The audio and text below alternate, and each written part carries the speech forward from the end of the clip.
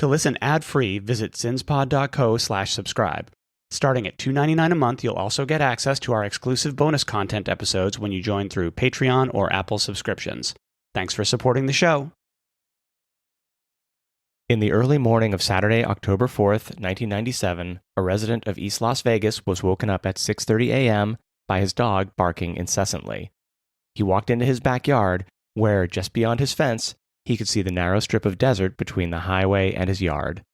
Under some bushes, he saw the body of a young woman. The police were stumped that no one had reported a missing teenager, especially because she was wearing designer jeans and had a fresh manicure. She remained a Jane Doe for 3 days, until her parents had to do the unimaginable, identify the body of their daughter, Maureen.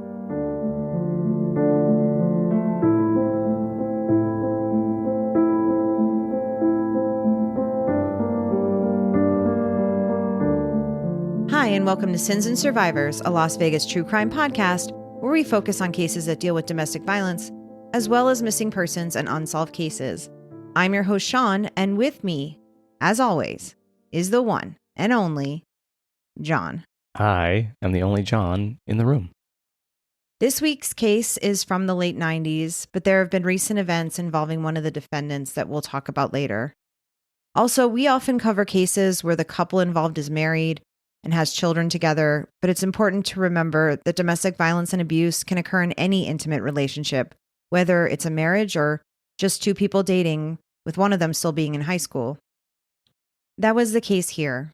Maureen McConaha was born in Pomona, California on June 4th, 1980, to her parents Deborah Cloick and Joseph McConaha. She had 3 sisters named Tennille, Jillian, and Ashley, and a brother named Joseph McConaha III. Her mom married Alan Cloick, who was her stepfather. The family moved to Las Vegas in 1986 when Maureen was just 6 years old. In 1997, she was 17 and was attending Sunset High School in Las Vegas. She was outgoing and caring, and her parents said that she was stubborn and rebellious and ran with a tough crowd, not at all uncommon for a teenager. She had a job at Pizza Hut located on the east side of the valley near the 95, and her stepdad said she wrote in her diary that she was thinking about becoming a lawyer so she could put criminals in jail. Maureen's boyfriend was 18-year-old Christian Walker, and they had been dating for about 2 years. This is yet another case where there seems to be relatively little information out there about Maureen as a person. We've had a hard time learning much about her. A common thing with relationships and domestic violence is that, as you might expect, the abuse tends to start out slowly, just like a frog in a pot. As Sean often says, no one's going to start screaming in someone's face on their first date. Maureen's family confirmed this was the case with Maureen and Christian as well. In their first fight, according to her family, something set Christian off and he flew into a rage in her room, with him tearing up photos and destroying her treasured items. In another case, her stepfather Alan collected some employment applications for her. She filled them out and then met up with Christian, who was going to help her drop them off. In that case, Maureen came home crying and said that Christian told her that he didn't want her working anywhere because she would be talking to other guys, so he ripped up all the applications. It was no secret among Maureen's friends and family that she was being abused by Christian. The Las Vegas Sun noted that she had told friends at sleepovers that he had threatened to kill her, and many classmates had noticed welts and bruises on her. Her friend Renee told police that Christian beat her regularly and that Maureen said that she wanted to leave him, but she didn't know how to leave. A former girlfriend of Christian's, Tasha, said that Maureen was afraid for her life. An anonymous friend told the Review-Journal that she and her boyfriend fought all the time. It's a totally screwed up situation at this point and no one can believe it. Everyone just wants to stay out of it. Her mother Deborah was quoted as saying, "You could tell she was scared.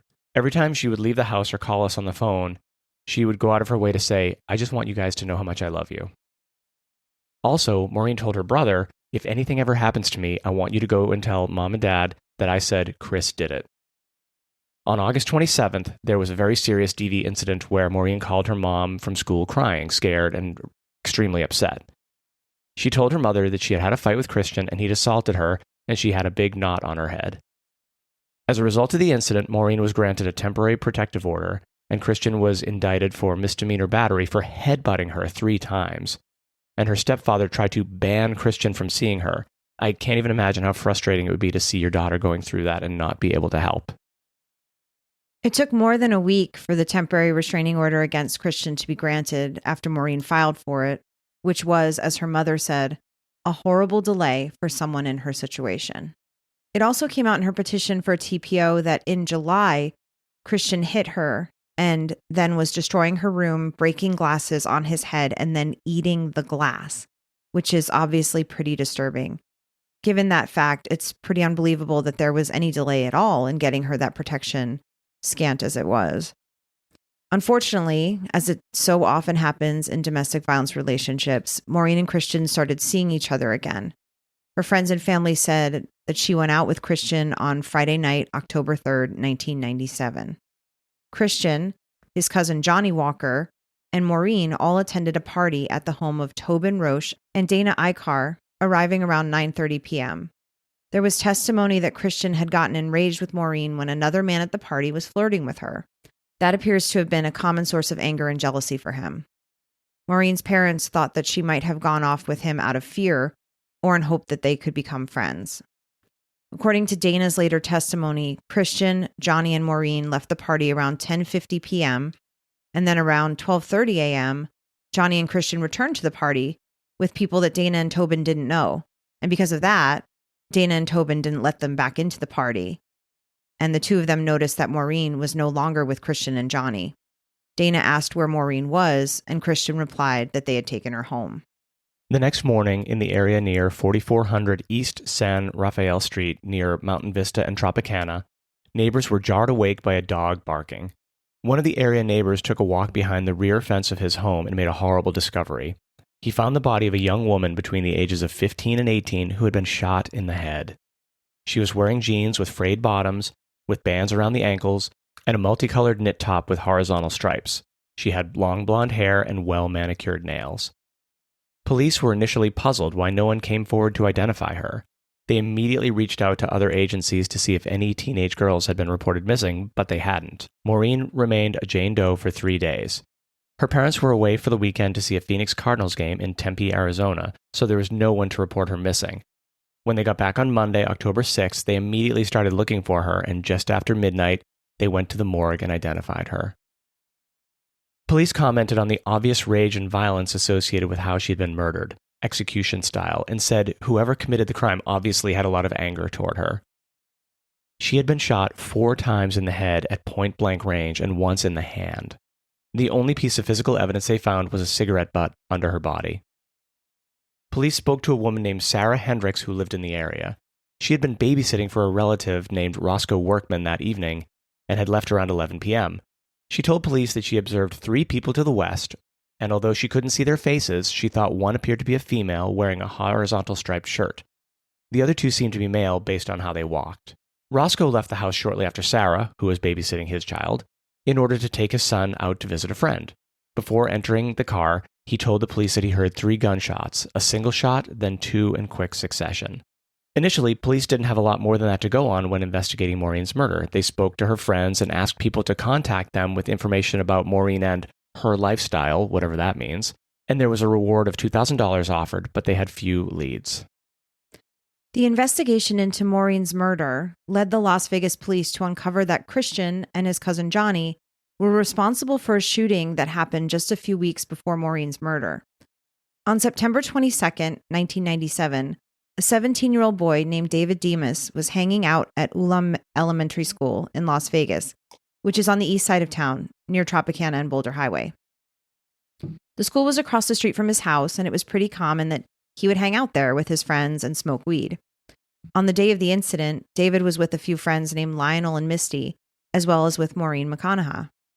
Christian was there too, and he was showing off his gold necklace to David and the rest of the group who were smoking pot together. After they were done and the hangout broke up, David and Lionel went home, and Christian left with Misty and Maureen and completely forgot about his necklace. But after he got home, he realized the necklace was missing. Later that afternoon, Christian went over to David's house to ask him about the necklace. David said that he didn't have it. Christian said, and this is a quote, "I ain't going out like no punk," and left and came back with his mom, Annette Walker. A classic non-punk power move. Again, he demanded that David give him back his necklace, and again, David denied he'd taken it. Annette threatened to take David to small claims court, and then she and Christian went home.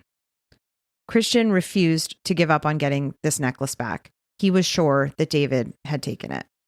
Around 11 p.m. that night, he went back to David's house again, and this time with his cousin Johnny. David was outside smoking with his friend Brandon when the cousins walked up to the house.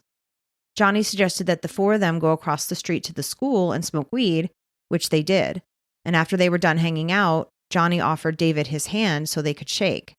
But when David reached out to shake his hand, Johnny grabbed his arm and pulled out a small caliber gun. David ducked, but Johnny shot him in the neck. The bullet went through David's neck, but somehow did not cause a life-threatening injury. David and Brandon then fled on foot, and they heard 2 additional shots as they ran away. Luckily, David recovered and was able to identify the shooter. On October 9th, 1997, Christian and Johnny were arrested and charged with attempted murder. Johnny took responsibility for the shooting, saying he only meant to scare David into giving back the necklace or scare him into revealing who had stolen it. He said that the gun had accidentally gone off because David had flinched or jerked his arm. Christian and Johnny were initially set to be tried together, but their cases were severed, meaning they would be tried separately. Christian was convicted in September of 1998 of attempted murder with a deadly weapon for his role in David's assault. Johnny's first trial ended in a mistrial, and his second trial in 2000 resulted in a conviction for battery with a deadly weapon, not attempted murder. That's interesting given that Johnny always asserted that he was the one who had shot David. We're going to pause here for a moment and hear from our friends over at P&W Haunts and Homicides, Caitlin and Cassie. Please show them some subscriber love.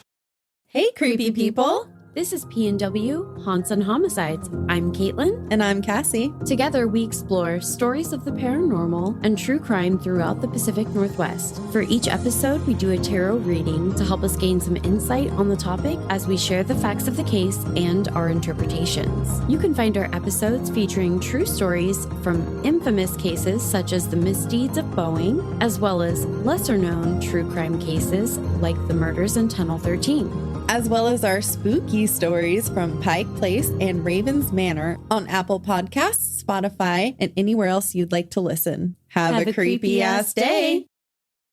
Okay, back to the episode. We included the details of the David Demas shooting because, according to detectives, it was their investigation into Christian and Johnny as suspects in Maureen's murder that led to the discovery that they were the pair who had shot David. It seems implied by officers here, and I'm reading between the lines a bit, that David and other friends of Maureen, Christian, and Johnny had been afraid to come forward with information about Christian and Johnny's violent behavior.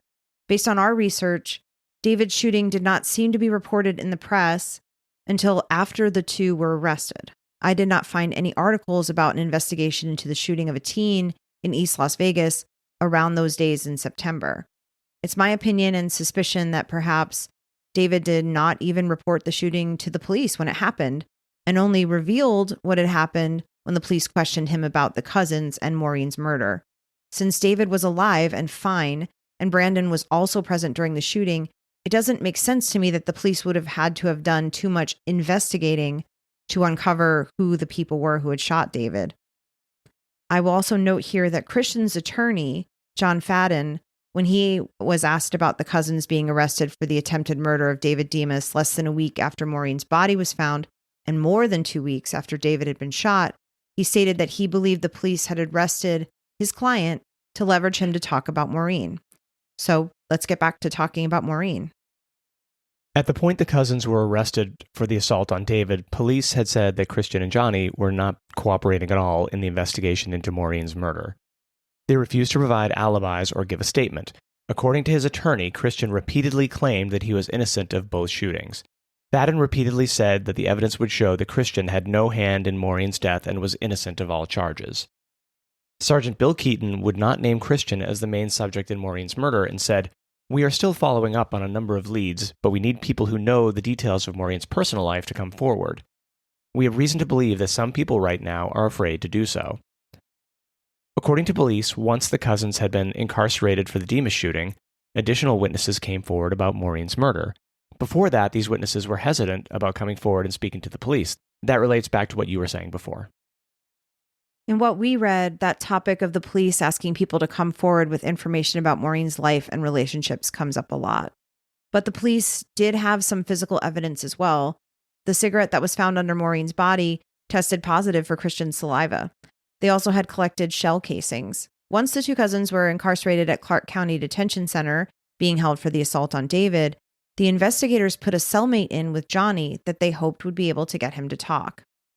They matched him up with Mark Smith, and according to what Mark told the investigators, he and Johnny were reading the Bible together one evening, and the topic of forgiveness came up. Johnny decided he wanted to confess what had happened with Maureen. Johnny said that he and Christian left the party with her in the car, but shortly after, she asked to get out. They pulled over and let her out of the car, but just a short time later, Christian decided he wanted to talk to her, so they circled back. Christian and Maureen started fighting because Christian said she was seeing another guy. He pulled out a .25 caliber pistol and shot her. Maureen fell to the ground.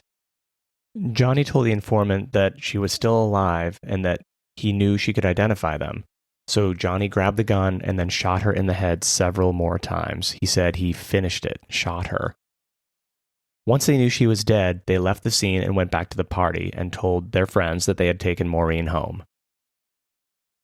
Christian's attorney argued that the informant was trying to get a lighter sentence in his own case, according to Fadden. The informant asked the police if he had done a good job and asked to be put in someone else's jail cell. Johnny's attorney David Figler said that the credibility of jailhouse snitches is always suspect. Christian and Johnny were charged with the murder of Maureen McConaha and rebooked on November 20th, 1997. The cousins did not have much evidence to offer in their defense. Christian and Johnny offered several conflicting and convoluted alibis of different groups they were hanging out with or with different parties they had been to. A friend claimed to have seen them at GameWorks around 11:45 that night, but none of these were enough to raise reasonable doubt in their trial. Between Johnny's confession to his cellmate, the witnesses who saw the two of them with Maureen right before her death, the testimony about the timing of the gunshots, Christian's DNA on the cigarette found under her body, and the fact that Maureen had been pursuing an order of protection against Christian, without another suspect to point to or a solid alibi, the case was pretty straightforward against Christian and Johnny. During testimony, Josh Martinez, a friend of Christian's, testified that Christian had told him he wanted to kill Maureen to prevent her from telling police he was the graffiti tagger they were seeking. And when their friend Dana testified, she surprised the attorneys when she told the court that during the preliminary hearing she had attended, Johnny had looked at her, pointed his finger at his head like a gun, and called her a snitch. Like I said earlier, their friends believed they were dangerous people. It was no surprise when the two were found guilty. In February of 2000, Christian was convicted of second-degree murder with the use of a deadly weapon, and Johnny was found guilty of first-degree murder with the use of a deadly weapon on March 10th, 2000. The jurors only deliberated for 2 hours before handing down the guilty verdict in Johnny's case. Christian, who was 21 at the time he was sentenced, was given a life sentence with the possibility of parole after 20 years. Johnny, who was 20 years old, was sentenced to 2 consecutive life terms with the possibility of parole after 20 years. In January of 1998, before the murder trial began, the state decided to pursue the domestic battery charge against Christian. As we mentioned earlier, Maureen filed for a temporary protective order and made a criminal complaint against Christian in August of 1997. The police had gathered witness statements during their investigation of the domestic battery charge and called Maureen's mother, Debbie, to testify about the headbutting incident. Christian's attorney, John Fadden, objected, stating that Christian could not be convicted because he could not cross-examine his accuser. District Attorney Frank Kumu had the perfect counter-argument to that and said, quote, "The right of confrontation was waived when the defendant procured the absence of the victim." The court allowed Debbie to testify and convicted Christian on the misdemeanor charge. He was sentenced to 120 days in jail. He was already in jail awaiting the trial in the murder case and also for the attempted murder of David Demas. In this week's bonus Swing Shift episode, we are going to talk more about protective orders, but here is an important quote from Maureen's mom. "I think it is highly possible that getting a protective order played a role in her death. Maureen told me that when she told him about it, he said, 'You think you got it bad now, you'll have it a lot worse if you don't call the police and get this canceled.' At the time, we thought it would protect her, but it didn't." Both Christian and Johnny have filed several appeals over the years in both Maureen's murder case and in David's attempted murder case, but none of the arguments raised by their attorneys have held up. As of this recording, all of their convictions stand. On April 15th, 2023, nearly 23 years after his conviction, though, Christian died at the High Desert State Prison. He was 44 years old. According to the Sacramento Bee, he had been transferred there just 2 days earlier from the Southern Desert Correctional Center. Annette Walker, his mother, filed a lawsuit against the Nevada Department of Corrections about 2 months ago in April of 2024, seeking answers about Christian's death. The court documents she filed allege a potential cover-up by the Nevada DOC of Christian's murder. Here is a summary of what's in the lawsuit. Christian was experiencing paranoia at Southern Desert, and he believed someone was poisoning him. The decision was made to transfer him to High Desert. On the first day Christian arrived at High Desert, April 13, 2023, he was transferred to UMC Hospital with a head injury. According to medical records, Christian had been hit in the head, possibly with a baton, but he told the nurses that he couldn't remember what happened. He was struggling to speak. He had several injuries to his face, lips, and scalp, and needed 17 stitches. On the following day, April 14th, a porter brought Christian his dinner and found him moaning in pain, curled up, naked in a pool of blood. The porter alerted officers, but according to the complaint, no one checked on him for the entire night. The next morning, April 15th, Christian was found dead, and after the autopsy, the coroner ruled his manner of death was natural as a result of hypertensive cardiovascular disease. What was troubling to his mother was that his autopsy noted blunt force trauma to his head, neck, torso, shoulders, and legs, including multiple cuts and contusions on his face and multiple contusions on his extremities and sides and 2 black eyes. His mother maintains he was beaten to death by batons and punched and kicked and pepper sprayed. Annette told the press, quote, "Christian's death raises serious questions about the treatment of inmates, about the conditions within our prisons, and about the very nature of our justice system. This lawsuit stands for something much larger than Christian. It stands for all those who came before and will come after Christian Walker. It stands as a loud, strong signal to NDOC officials that their careless attitude towards cruelty will no longer be tolerated and that their efforts to conspire to hide their organization's wrongful actions will no longer be permitted." Unquote. Johnny Walker is currently incarcerated at the Ely State Prison, and his next parole hearing will be in September of 2028. Maureen was laid to rest in the Las Vegas Woodlawn Cemetery, which is one of the oldest cemeteries in Clark County. Her friends at Sunset High School were deeply saddened by her death and remembered her as a really nice person. One friend said that everyone who knew her liked her. Her stepdad said she had a really big heart, and I think she thought she could help him. Her mom told the RJ, "I think there are a lot of battered women out there who are like Maureen. They think they can help their abuser, but they can't. They need to know that if someone hits you one time, get away, just get away." It's not always easy to get away, and it sounds like Maureen was trying to get away, but it was a struggle as it is for many survivors. You can always find a list of resources in our show notes and on our website that can help you or someone you care about. Thank you as always for listening. Make sure you're following us on social media at Sins and Survivors and share your thoughts on this case. We'd love to hear from you. Until next week, remember, what happens here happens everywhere.